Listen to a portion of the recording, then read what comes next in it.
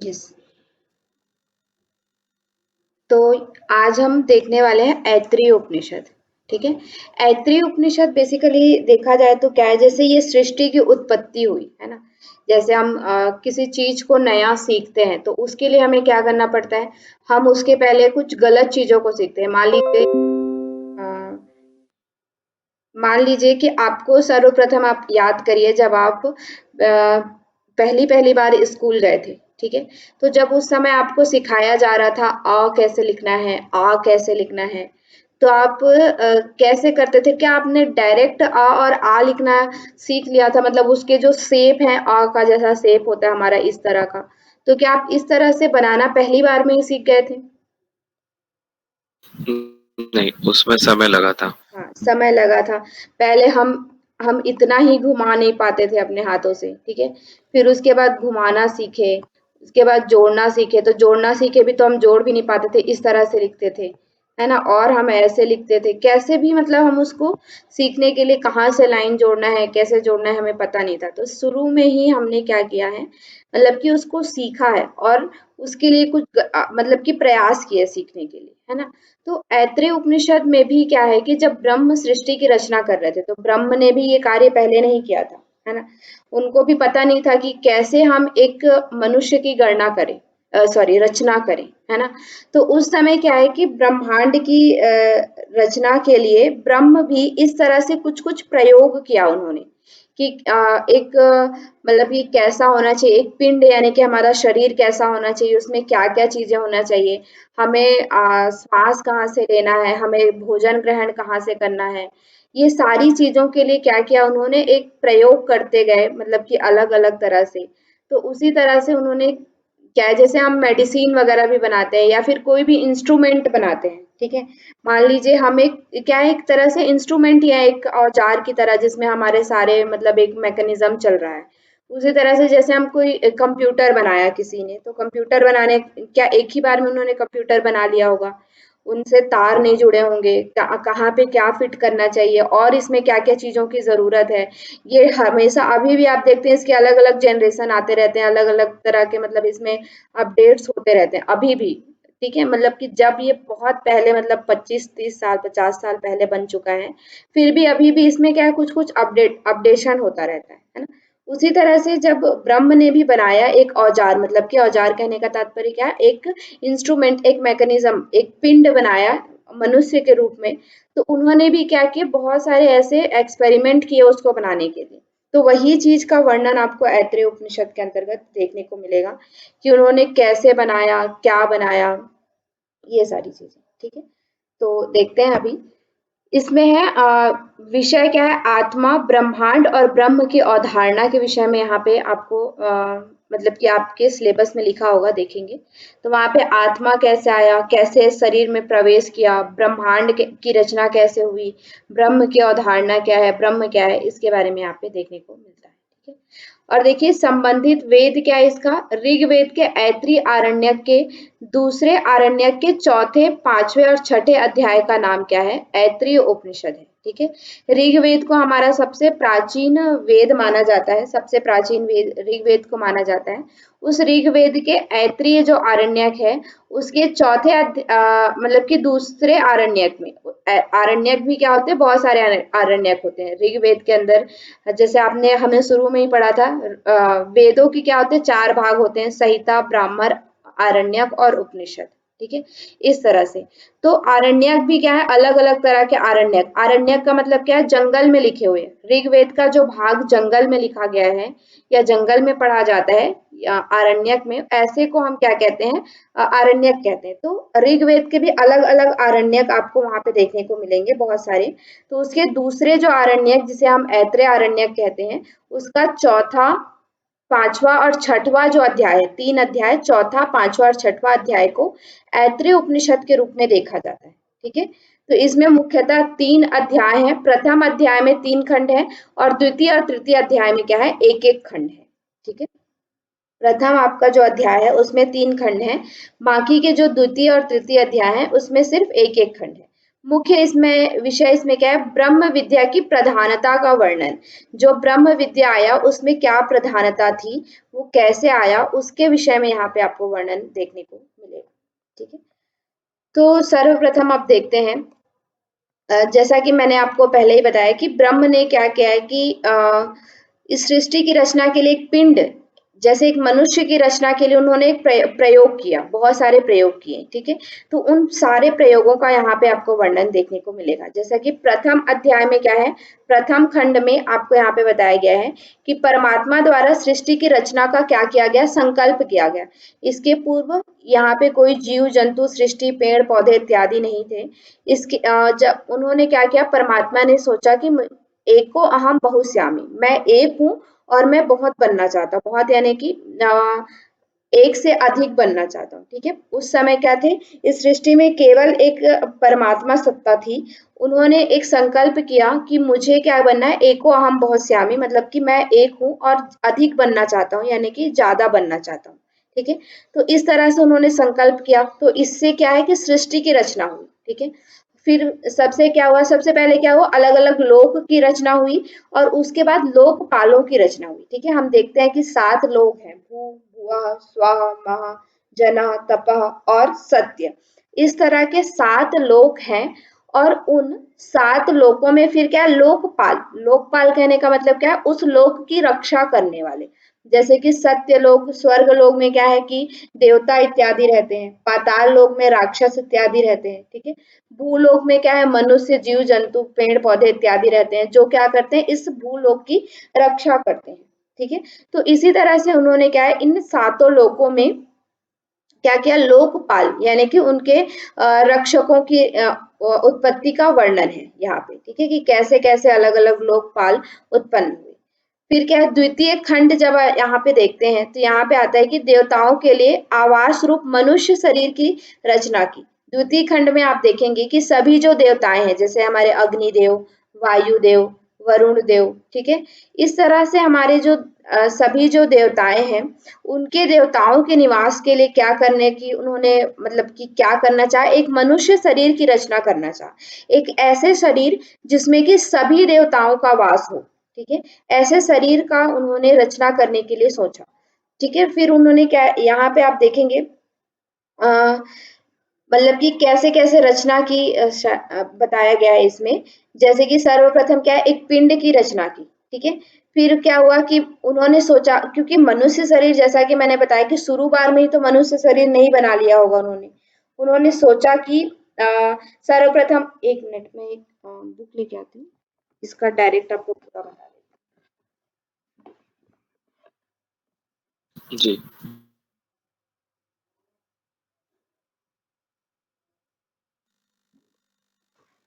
आपको मैंने ईशावास्य उपनिषद, सॉरी, ईशावासिनोपनिषद जो लेने के लिए बोला था, उसमें ही आपको ये वाला उपनिषद ना बहुत इंटरेस्टिंग है। मतलब ऐसे ही आप कहानी की तरह भी पढ़िएगा, आपको बहुत इंटरेस्टिंग लगता है।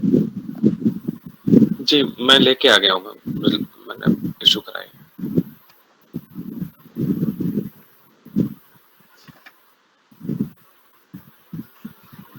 तो इसमें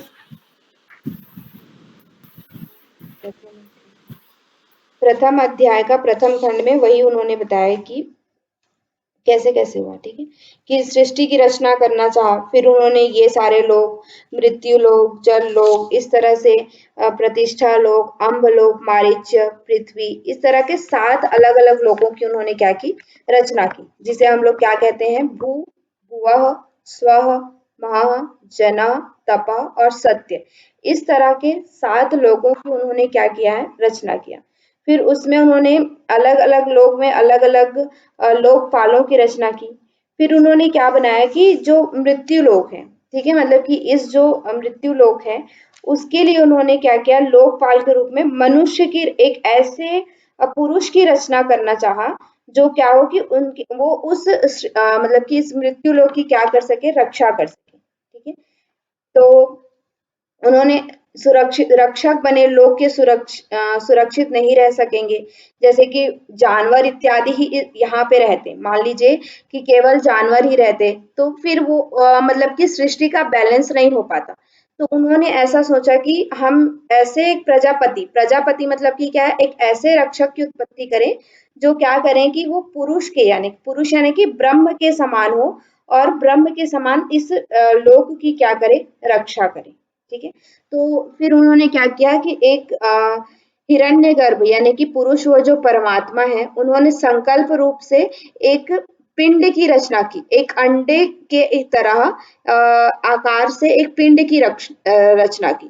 ठीक है, फिर उसमें क्या बनाया, मुख बनाया, मुख छिद्र बनाया। ठीक है, और वाक इंद्री बनाया, मुख छिद्र बनाया, वाक इंद्रिय बनाया। ठीक है, नासिका बनाई, दोनों आंख बनाए और आंख के छिद्र बनाए, नेत्र, और इसी तरह से मतलब पूरे दो कान, हाथ, पैर, त्वचा इत्यादि पूरा जैसा एक हमारा शरीर होता है। ठीक है, अभी उसमें आत्मा प्रस्फुरित नहीं हुआ है, खाली एक मूर्ति जैसे हम बनाते हैं। ठीक है, पिंड जैसे, जैसे कोई मूर्तिकार क्या बनाता है, मूर्ति बनाता है, राम जी की मूर्ति बना दी तो उसमें क्या है, आंख है, कान है, हाथ है, पैर है, सभी उसी तरह से क्या है उसमें भी मतलब कि सभी चीजें वाला एक पिंड उन्होंने क्या किया, बनाया। ठीक है, जिसके अंदर उन्होंने मतलब कि फिर उसके बाद उन्होंने क्या किया, उस पिंड के अंदर प्राण वायु डाला। ठीक है, तो शुरू में जो पहला अध्याय है उसमें पहला अध्याय का प्रथम खंड जिसमें क्या है केवल 4 श्लोक हैं, उसमें उन्होंने क्या किया है, केवल एक मतलब कि क्या किया है, मूर्ति की रचना की है प्रथम अध्याय में। फिर द्वितीय अध्याय में क्या है कि अब उस मूर्ति के अंदर हमें क्या करना है कि सभी जो देवता हैं, क्योंकि ये जो मनुष्य शरीर उन्होंने बनाया था वो क्या था कि देवताओं के लिए स्थान था रहने का। ठीक है, जो इस सभी देवताएं यहाँ पे रहेंगे, मतलब कि वायु देव, अग्नि देव, जल देवता। ठीक है, सभी जो हमारे देव हैं वो सभी देव इस शरीर में निवास करेंगे।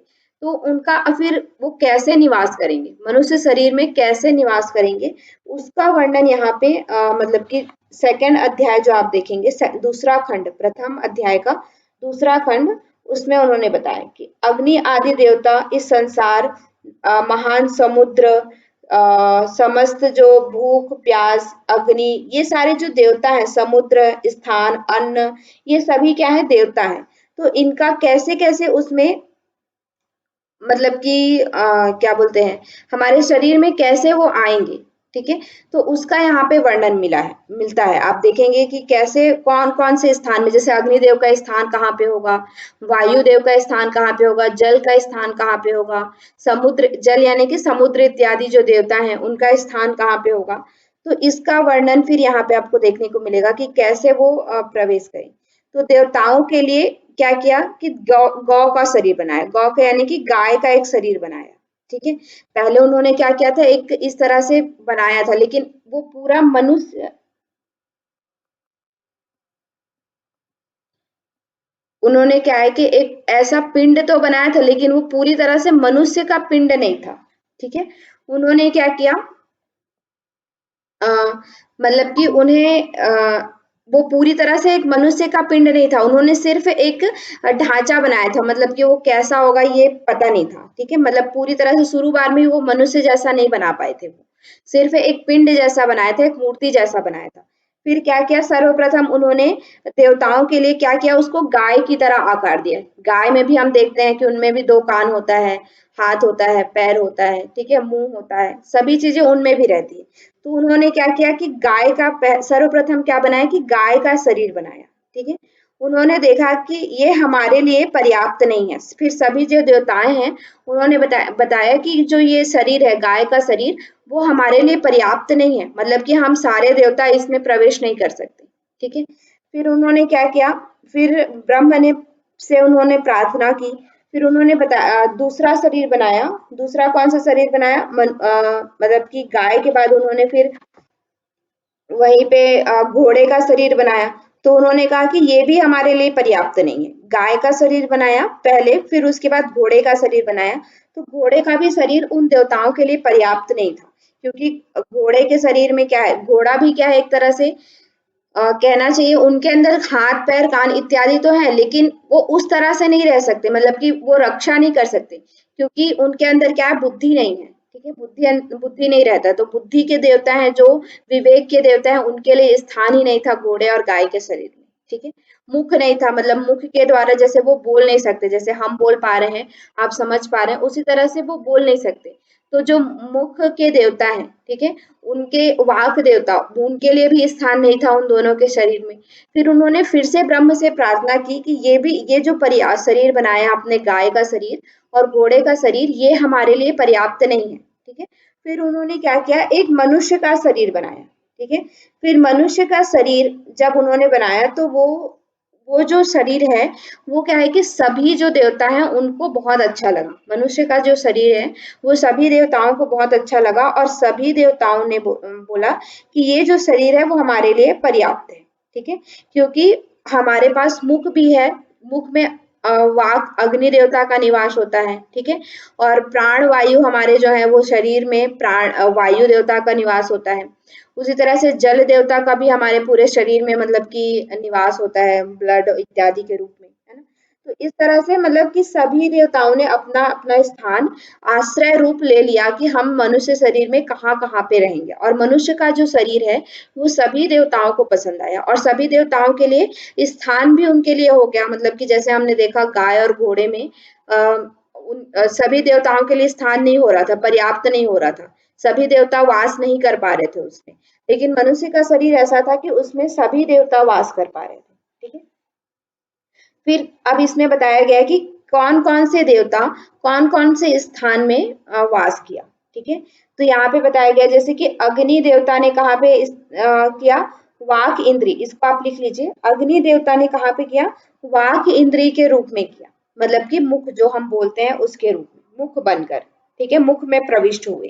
फिर वायु देवता ने प्राण बनकर नासिका छिद्र में प्रविष्ट हुए। ठीक है, सूर्य देवता क्या हुए, सूर्य देवता जो है वो नेत्र इंद्रिय बनकर कहाँ हुए, चक्षु में प्रवेश किया उन्होंने। ठीक है, और अक्षिणी प्रविष्ट, आंखों में प्रविष्ट किया। फिर दिशा के रूप में कौन, जो शरीर सारी दिशाएं हैं, 10 जो दिशाएं हैं, उन्होंने क्या बन करके, श्रोत्र इंद्री, कान बन करके उन्होंने कान कर्ण में प्रवेश किया, सभी जो दिशाएं हैं उन्होंने। ठीक है, औषधि और वनस्पति है, अभिमानी देवता रोए बनकर त्वचा में प्रविष्ट हुए। जो भी औषधि देवता है, वनस्पति देवता है, वो सभी क्या है, जो हमारे रोम छिद्र हैं, ठीक है, हमारे जो रोए हैं उनमें प्रविष्ट किया उन्होंने। ठीक है, और क्या है, त्वचा में प्रविष्ट किया। चंद्रमा ने मन बन करके हृदय में प्रविष्ट किया। ठीक है, यहाँ पे बताया गया है कि मन का स्थान क्या है, मन को चंद्रमा कहा गया है और वो कहाँ पे प्रविष्ट किया, हृदय में प्रविष्ट किया। ठीक है, और क्या है, मृत्यु देवता अपान वायु में प्रविष्ट हुए। जो हम मृत्यु भी एक तरह का क्या है, देवता, यम देवता। ठीक है, तो यम देवता जो है, मृत्यु देवता, वो कहाँ पे प्रविष्ट हुए, अपान वायु में नाभि में प्रविष्ट हुए। ठीक है, जल देवता जल कहाँ पे प्रविष्ट हुए, वीर्य बनकर शिश्न में, लिंग में प्रवेश किया। ठीक है, जल देवता जो है। इसी तरह से सभी देवताओं ने क्या किया, अपना अपना स्थान शरीर में ले लिया। ठीक है, सभी जो मुख्य देवता हैं उन्होंने क्या किया, अपना अपना स्थान शरीर में ले लिया। फिर उस परमात्मा से जो भूख और प्यास, ये जो दोनों देवता हैं, उन्होंने बोला कि हम कहाँ पे प्रवेश करें, मतलब कि सभी ने प्रवेश कर लिया था, आंख का भी स्थान हो गया था, मुख का हो गया था, कान का हो गया था, त्वचा का हो गया था। ठीक है, नाभि स्थान हो गया था, अपान वायु, हृदय इत्यादि सभी जगह में अलग अलग देवताओं ने प्रवेश कर लिया था। फिर जो भूख और प्यास, ये जो दोनों देवता हैं, उनका स्थान जो है वो सुनिश्चित नहीं हो पा रहा था कि कहाँ से वो प्रवेश करेंगे, कहाँ पे वो रहेंगे। ठीक है, तो फिर उन्होंने मतलब कि फिर उन्होंने क्या किया कि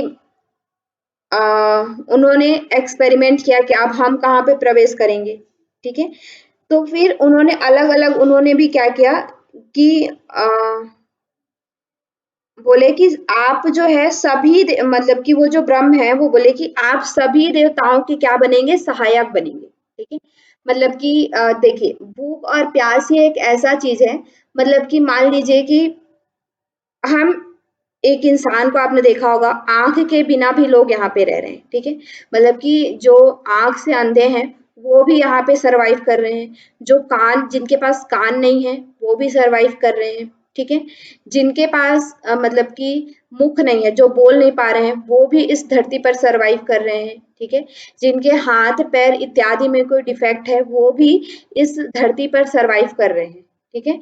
लेकिन ऐसा कोई भी जीव जंतु आपने नहीं देखा होगा जो बिना भोजन के इस धरती पर क्या कर रहे हैं, निवास कर रहे हैं, ठीक है। वो किसी ना किसी रूप में, किसी ना किसी तरह से, भले ही वो 3 दिन में एक बार खाना खाते होंगे या एक दिन में 3 बार खाते होंगे, लेकिन वो भोजन ग्रहण करते ही हैं और भोजन से ही हमारा शरीर चल रहा है।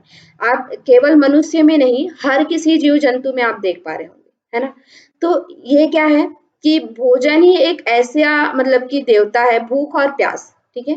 जल और भोजन, भूख और प्यास ये एक ऐसे देवता हैं जो पूरे शरीर का क्या करते हैं, मतलब कि उसके बिना हम जीवित नहीं रह सकते। भूख और प्यास यानी कि भोजन और पानी के बिना हम जीवित नहीं रह सकते। हम आँख के बिना जीवित रह सकते हैं, कान के बिना जीवित रह सकते हैं, हाथ पैर के बिना भी जीवित रह सकते हैं, या शरीर के किसी दूसरे अंग के बिना भी हम जीवित रह सकते हैं।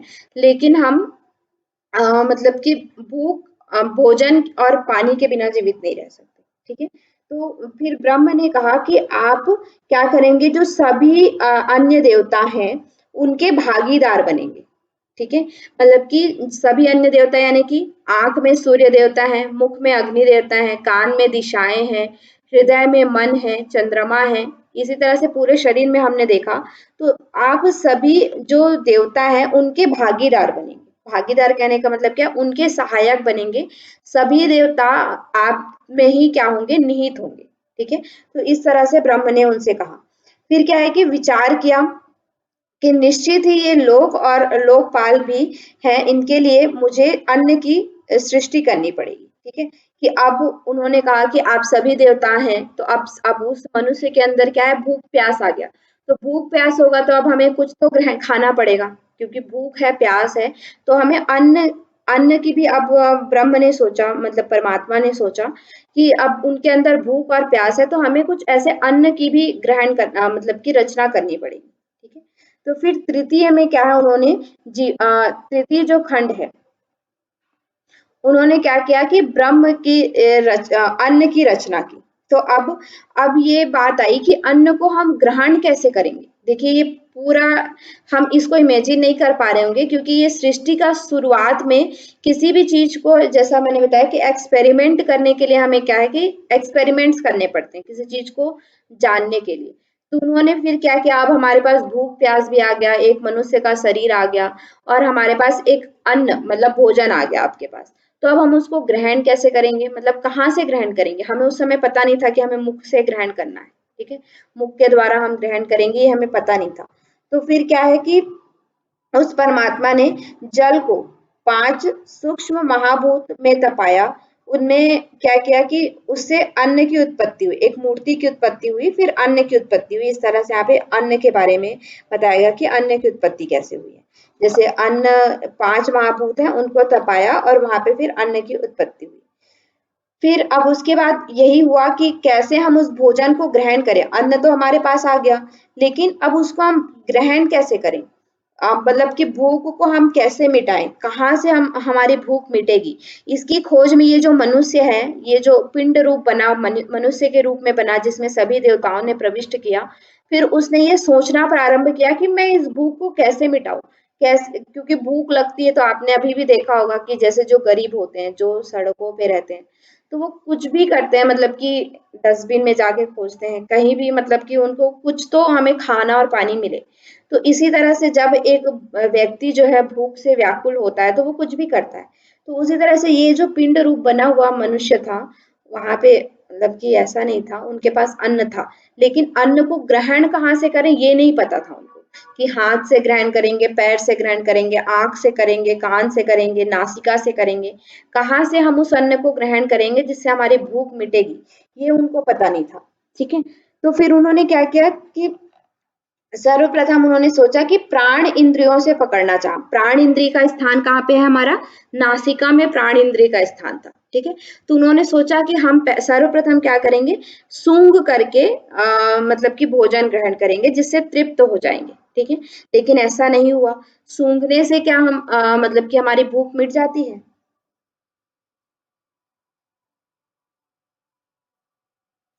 नहीं। नहीं मिलती है ना। तो फिर वही हुआ, मतलब कि उन्होंने सूंघ सोचा कि सूंघेंगे शायद प्राण इंद्रियों के द्वारा हम अन्न को ग्रहण कर सकते हैं, तो ऐसा भी नहीं हुआ। ठीक है, सर्वप्रथम उन्होंने प्राण इंद्रियों से देखा। फिर उन्होंने सोचा कि चक्षु से हम ग्रहण कर सकते हैं शायद।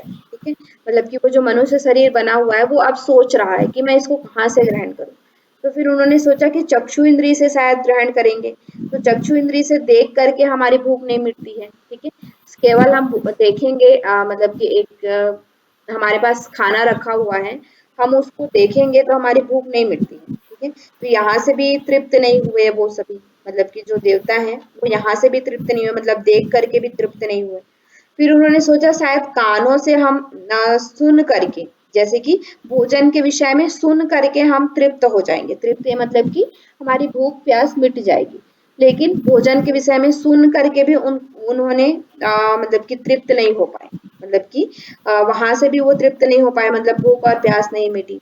उसी तरह से उन्होंने सोचा शायद त्वचा के माध्यम से स्पर्श करके, त्वचा का कार्य क्या होता है, स्पर्श करना, तो स्पर्श करके शायद हम मतलब कि हमारी भूख और प्यास मिट जाएगी। तो उन्होंने चमड़ी के द्वारा स्पर्श किया, लेकिन वहां से भी छू करके भी वो तृप्त नहीं हुए।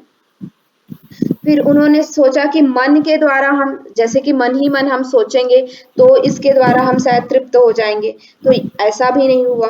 इसी तरह से उन्होंने प्रयास करते गए कि शायद अपान वायु के द्वारा हम तृप्त हो जाएंगे, तो ऐसा भी नहीं हुआ।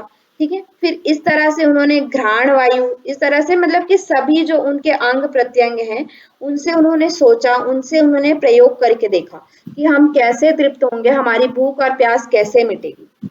फिर उसके बाद क्या है कि उन्होंने भोजन मुख के द्वारा ग्रहण किया। ठीक है, घ्राण इंद्रिय से नहीं हुआ, आंखों से नहीं हुआ, कान से नहीं हुआ, त्वचा से नहीं हुआ, अपान से नहीं हुआ, किसी भी जगह से उनका तृप्ति नहीं हुई। फिर उन्होंने क्या किया, मनुष्य ने मतलब कि सोचा, और फिर उन्होंने मुख के द्वारा उनको क्या किया, मतलब कि चबा करके ग्रहण किया।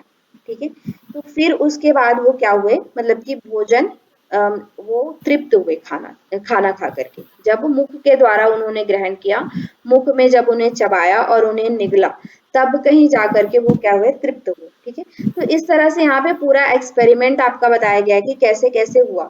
तो फिर अगर मान लीजिए अगर ऐसा होता कि हम घ्राण इंद्रिय के द्वारा ग्रहण करके तृप्त हो जाते, तो आज भी हम सूंघते अगर भोजन को तो हम तृप्त हो जाते, मतलब हमारी भूख और प्यास मिट जाती। अगर उस समय ऐसा हुआ होता कि हम सुन करके तृप्त हो रहे हैं, तो आज भी हम भोजन के विषय में अगर हम सुनते तो हम तृप्त हो जाते, मतलब कि हमारी भूख और प्यास मिट जाती।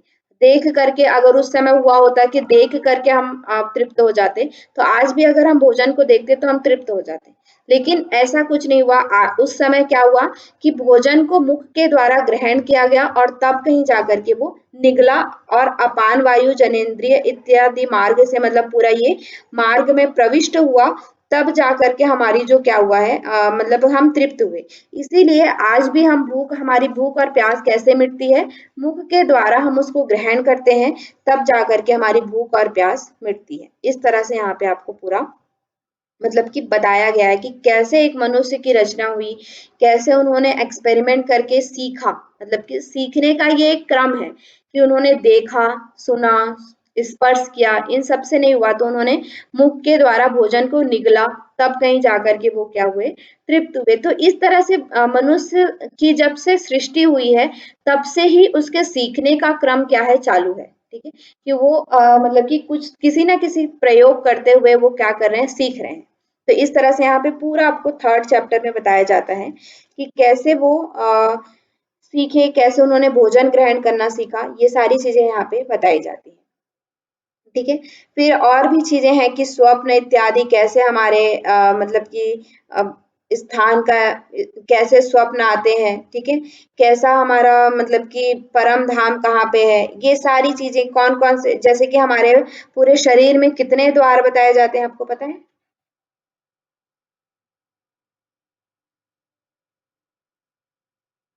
हमारे पूरे शरीर में 9 द्वार।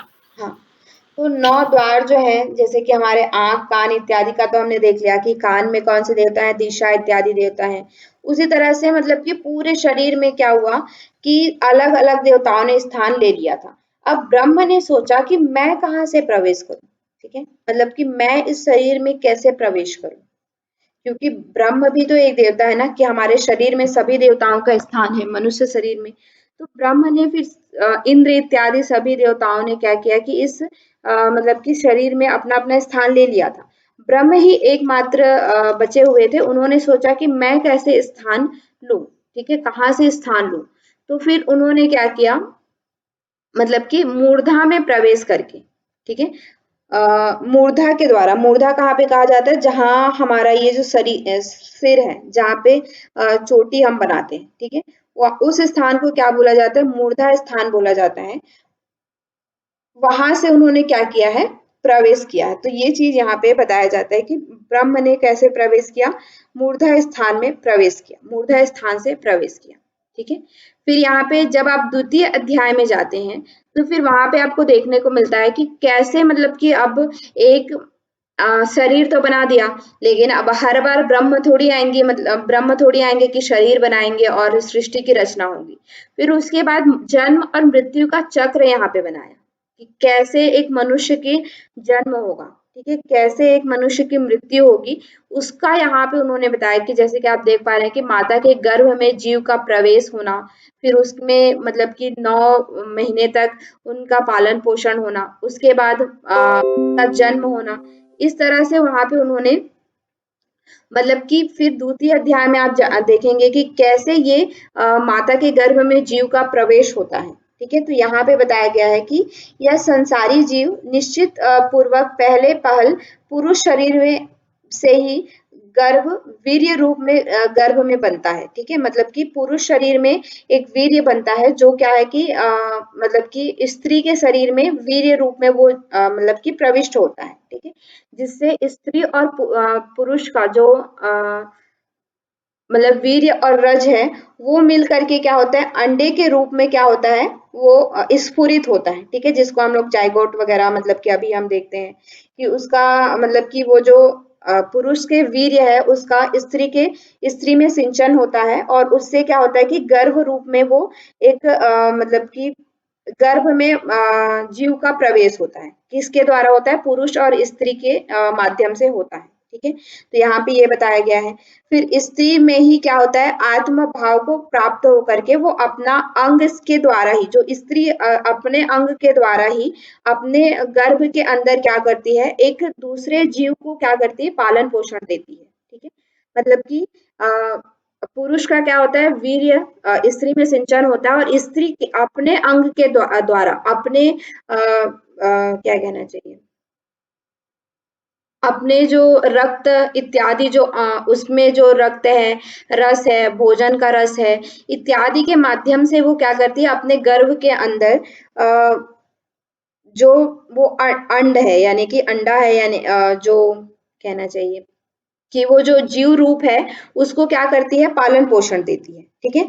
और 9 महीने के बाद उस गर्भिणी स्त्री, यानी कि जो माता है उसके शरीर से वो क्या होता है, भार रूप जो जीव है वो क्या हो जाता है, बाहर निकलता है, और वो उसी तरह से मनुष्य की तरह ही वो क्या होता है, जैसे हमने शुरू में मनुष्य देखा कि आंख कान नाक इत्यादि, उसी तरह से वो क्या होता है कि मनुष्य की तरह वो जन्म लेता है, ठीक है। और उस समय उसके अंदर कोई भी संस्कार नहीं होते हैं, जब वो जन्म लेता है, एक जो जीव होता है उसके अंदर कोई संस्कार नहीं होता है।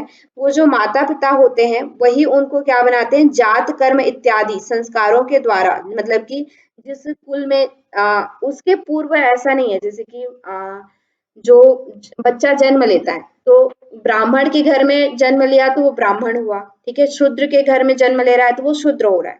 तो वो किसका है, वो जो माता पिता की जात इत्यादि है उसका ही वो है, ठीक है, उसके पहले मतलब उसका कोई जात कर्म इत्यादि नहीं होता है।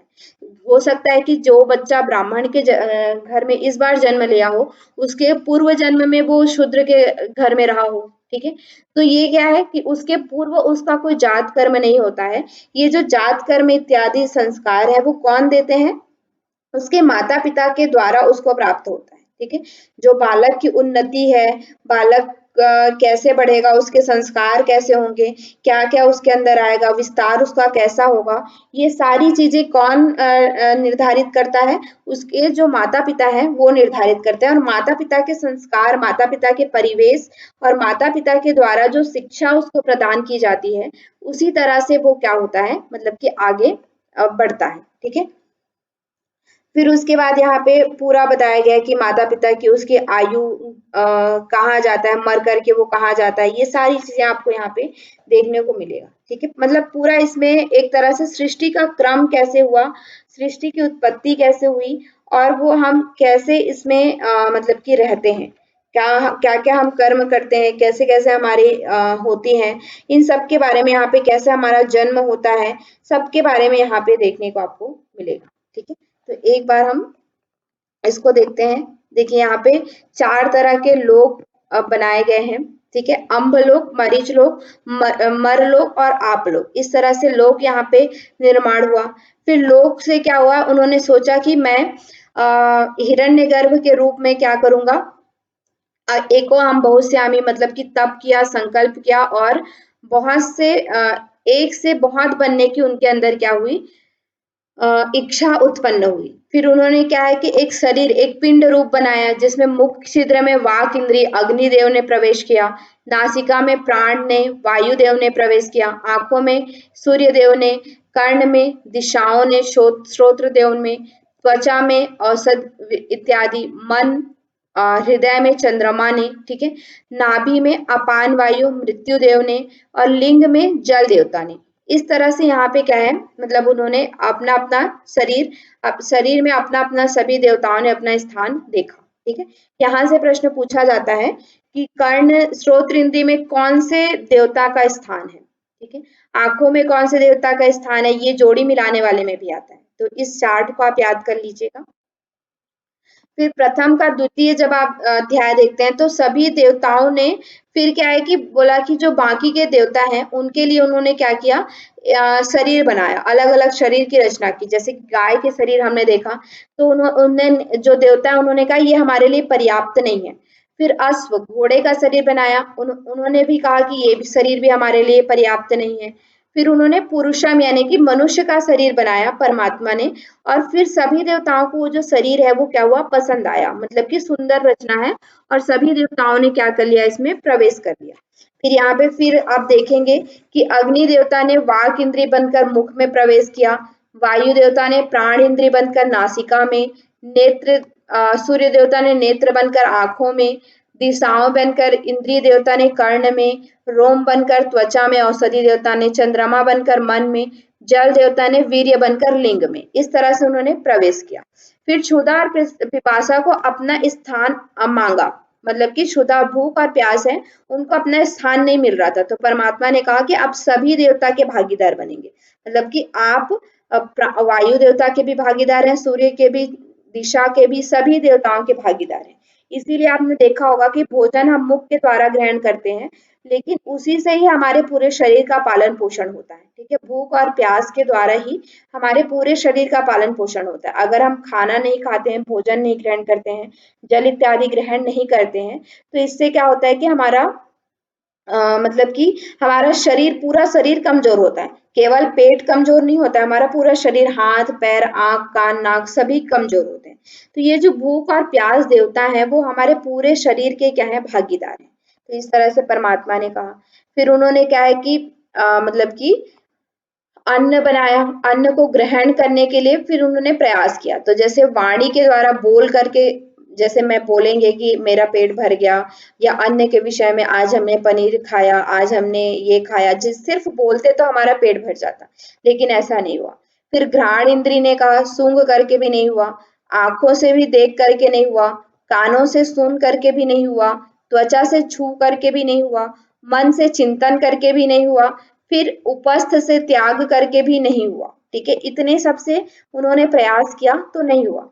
फिर उन्होंने क्या किया कि मतलब कि अन्न को पकड़ा हाथों से, मुख में ग्रहण किया, उसे चबाया और निगला, तब कहीं जाकर के उनकी भूख जो है वो मिटी, ठीक है।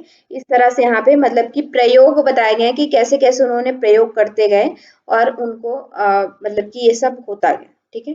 फिर परमात्मा का शरीर में प्रवेश कैसे हुआ कि शरीर में सीमा को चीर करके मूर्धा ब्रह्म रंध्र से उन्होंने क्या किया, प्रवेश किया।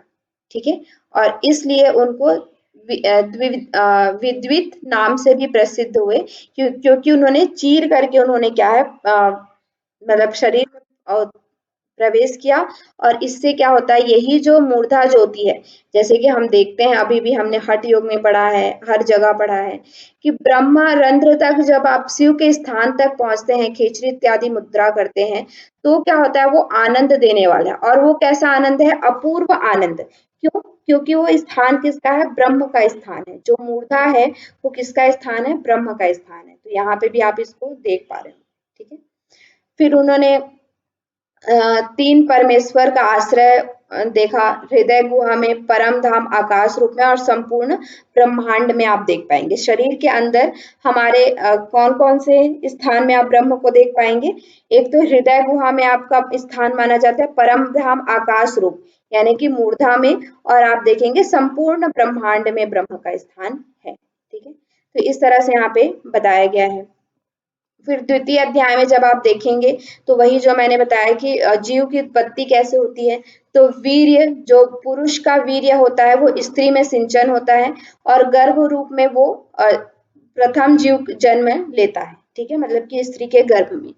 फिर दूसरा जन्म कब कहा जाता है, जब प्रसव के बाद जन्म लेकर के, जन्म के उपरांत उसको सुसंस्कारित किया जाता है। ठीक है, एक जीव को जब सुसंस्कारित किया जाता है, मतलब कि ब्राह्मण कुल में जन्म लिया है तो उसको अलग अलग तरह के संस्कार, जैसे कि आपने देखा होगा षोडश संस्कार किया जाता है। ठीक है, तो उस जीव का द्वितीय जन्म कहा जाता है। तीसरा जन्म कब कहा जाता है, जब वो मृत्यु हो जाता है और वो क्या होता है, दूसरा जब वो दोबारा से जन्म लेता है तो इसे तीसरा जन्म कहा जाता है, ऐसा यहाँ पे कहा गया है। ठीक है। फिर यहाँ पे नेक्स्ट आपको बताया गया है कि तृतीय अध्याय में बताया गया कि आत्मा क्या है। तो इसमें बताया गया कि हम जिसकी उपासना करते हैं वह आत्मा कौन है, जिसके द्वारा मनुष्य देखता, सूंघता, सूंघता, बोलता, स्वाद लेता है। ठीक है, देखिए अब इसके पूर्व जो हमने देखा वो एक क्या है कि पिंड रूप था, है ना, मतलब कि एक पिंड रूप था जिसमें देवता इत्यादि सभी लोग थे। लेकिन इन सब का आश्रयभूत कौन है, किसके द्वारा हम देख पाते हैं, किसके द्वारा हम सूंघ पाते हैं, किसके द्वारा हम बोल पा रहे हैं, किसके द्वारा हम स्वाद ले पा रहे हैं। हमारी जो सभी इंद्रियां, हमारा पूरा शरीर है, वो किसके द्वारा कार्य कर पा रहा है। तो एक और देवता है, वो कौन है, आत्मा देवता जिसे हम कहते हैं। ठीक है, तो आत्मा क्या है, परमात्मा की सत्ता को बोधक शक्तियां हैं। मतलब कि यही जो आत्मा है वो क्या है, परमात्मा सत्ता की बोधक शक्तियां शक्तियां हैं। मतलब कि परमात्मा सत्ता को हम कैसे जान सकते हैं, तो केवल इस आत्मा सत्ता के द्वारा हम जान सकते हैं। हम कान से नहीं जान सकते, सूंघ करके नहीं जान सकते, बोल करके नहीं जान सकते, देख करके नहीं जान सकते, स्वाद करके नहीं जान सकते। किसके द्वारा हम जान सकते हैं, आत्मा के द्वारा हम जान सकते हैं, मतलब कि उनका स्व अनुभव करके। ठीक है, आप ब्रह्म के बारे में हम आप इतने दिनों से सुन रहे हैं, हमने इतने सारे उपनिषद पढ़े, क्या हम ब्रह्म को जान गए, ब्रह्म क्या है, ब्रह्म का एक्चुअल उसका मुख्य स्वरूप क्या है, उसको हम जान गए क्या, नहीं। नहीं। क्या हम ब्रह्म को देख पाएंगे, मतलब कहीं से देख पाएंगे क्या उनको कि हाँ ये ब्रह्म है, इनका स्वरूप ऐसा है, नहीं। है ना।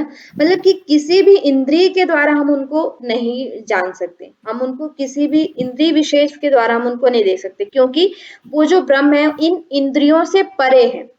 ठीक है, सूक्ष्मतम है। सूक्ष्मतम है, हम इन इंद्रियों के माध्यम से उनको नहीं देख सकते। उनको कैसे कर सकते हैं, केवल स्व अनुभव के द्वारा। और स्व अनुभव कैसे होगा, आत्मा के द्वारा।